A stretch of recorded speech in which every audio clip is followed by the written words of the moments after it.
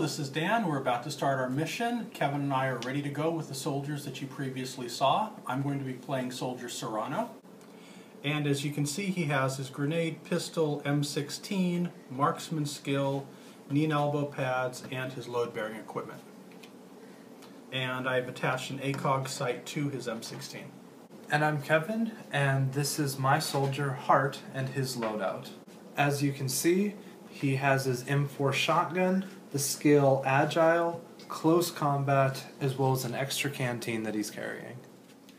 This is the starting location card. I will be soldier number 1, Dan will be soldier number 2. Our objective is to get to the bomb shop and destroy it. We're now ready to start the game. We have to move through some locations to make our way to the bomb shop. So we look through our hands, see if we have any locations. I have a side street card. And I have a mosque card. So which one do you think we should take? Let's go side streets because there are fewer hostiles. Okay, so now I'm going to move the side street to attach it to our path towards the bomb shop. And then Kevin puts the mosque back into his hand for later use. Because we've placed a new location card, we then populate it with the hostiles. This particular card has a hostiles rating of 5, so I draw 5 points worth of hostiles. The first one is Fanatics, and it's worth 0 hostile points. Then we have a Gunman, which is worth 1. A Leader, 2 more, bringing us up to 3.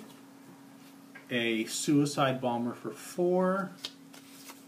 And finally, a Radio Man is both points 5 and 6, so we do keep him even though he's taken us over the limit, but we do stop drawing cards at this point. This is a player's turn to act, and we can both act at the same time or however we see fit. We both get 2 actions, and those can be things like moving, shooting, reloading, drawing cards, actions like that. In order to enter this card, it has an entrance cost of 3 discards.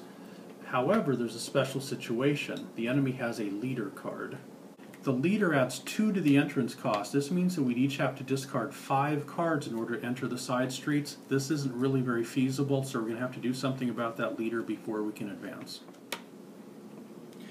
I'll be using my M16 because it can engage targets at both a range of 0 and 1. They're 1 card away, and so when I roll my 10-sided dice, I have a choice. I can either use semi-automatic fire, which allows me to roll 1 die, or burst fire, which allows me to roll 2 dice. On each of those dice, if I roll a 2 or less, I've run out of ammo and I have to reload the weapon. If I roll an 8 or higher, I've achieved a kill result. Now I do have some bonuses. I have the marksman skill. The marksman skill is going to give me a +1 on both of those D10 attack die rolls, and if you remember, I've also chosen to attach an ACOG sight to the M16. I also have an ACOG sight attached to my M16, which gives me an additional +1 on my attack die rolls. Now the way the system works is first I roll the dice, I check to see if I need to reload, and then I get to apply all of my modifiers. So even though I'm accurate with the weapon, I will need to reload it just like anyone else. I'm going to be targeting the gunman because I have a special sniper card in my hand, but to play it effectively I need an experience point. I'll get that experience point by killing the gunman, which is a far easier target. To eliminate the gunman card, I need to inflict 2 hits on his card, as you can tell by the 2 targeting squares. Now, there is a slight problem in killing the gunman in that he has a cover rating of 2. That means that I need to roll a 2 or higher on my 6-sided die to defeat his cover. Even though I might hit him, if I roll a 1 on my cover die roll, he'll dodge behind cover and I'll only suppress him. So now I'm going to roll a burst attack against the gunman, which means I'm going to be rolling 2 10-sided dice for my attack, plus a 6-sided die to try to defeat his cover. This is a great roll. I rolled 2 or higher on the defeat cover die roll, so he didn't have a chance to dodge back. The 3 means I missed, but it's not so low that I have to reload. The 8 would hit all by itself, and I get to add +2 more to it, gets me a 10, which means I achieve 1 kill. Even though I roll multiple dice, you can only achieve 1 kill per attack die roll. So I'm going to place a kill marker on the gunman card. I need to do 1 more attack on the gunman to eliminate the card. So I'm going to play a snapshot card, which will allow me to conduct an attack without paying an action. And so I roll for that attack also. Another good die roll. I defeated his cover, I didn't run out of ammunition, and the 6 becomes an 8, which is enough to get a kill, so I place another kill counter on the gunman card, which is enough to eliminate him. Because I've eliminated this gunman card, I then earn 1 experience point, which I place on my soldier card. With my second action, I'm going to play a sniper call, which will allow me to engage that enemy leader. This card has a play cost of 2 discards, so to play it I'm going to discard an advance card and a blast radius.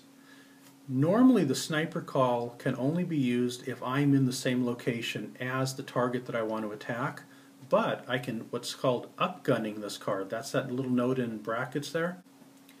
By spending 1 experience point, I can extend this effect to attack an enemy in any location card. So I'm going to spend the experience point off of my soldier, and I then play the sniper card. The sniper call costs me an action, which is what initiate means, and that's my second action for the turn, and it allows me to inflict 1 kill now on any enemy. However, I don't gain any experience for eliminating this hostile. So that allows me to inflict 1 hit on the leader, and I remove him from the game. Now I can move into that location.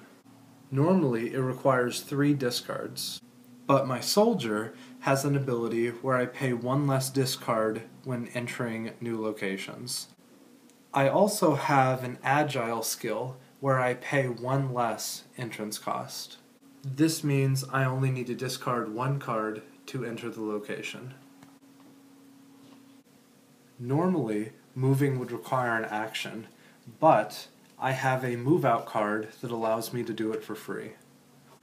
The suicide bomber poses the biggest threat, so I'm going to take a shot at him with my shotgun.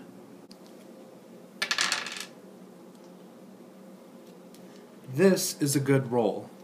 The 5 defeats the suicide bomber's cover of 3, and the 8 is more than enough to perform a kill with my shotgun. For killing the suicide bomber, I get 1 experience point. Shooting normally requires an action, but I have a card that allows me to take a shot for free. The cover roll was a 3, which means that the radio man did duck for cover, and unfortunately I rolled a 2, which means that my shotgun ran out of ammo. In order to show that my shotgun has run out of ammo, I flip over the topmost ammo counter. This will require a future action of a reload in order to bring my shotgun back up. Because he ducked for cover, we put a suppressed counter on him. This means that when it's the enemy's turn, he will not be able to shoot at us, and he'll need to remove the suppressed card. For my last action, I'm going to perform a stealth attack. In order to play this, I need to discard 1 card.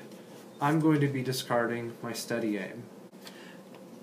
This is an unarmed attack, so we use the unarmed skill. I perform a stealth attack on a 9 or higher. If I succeed in my kill, I get to draw 4 cards. Now, I have a couple of bonuses going for me. First, I need to roll a 9 or higher. But because I have close combat, it adds 1, so I now only need to roll an 8 or higher. Plus, my last card is a hand signals, which means that it adds 3 to the die roll. I'm going to spend my experience point to upgun it, adding 6 to the die roll. Meaning that I now only need to roll a 2 or higher. And because I'm not shooting him, I don't need to worry about cover. Awesome. I bashed him with my shotgun and I took him out of the fight. For performing a successful stealth attack, the suppressed now turns into a killed, which means that I get to take 2 experience from this. Because I killed the radio man with the stealth attack card, I get to draw 4 cards. We're now ready for the hostiles to conduct their attack. The very first thing we do is we check for reinforcements to see if any additional hostiles show up. To do that, we look at the location card.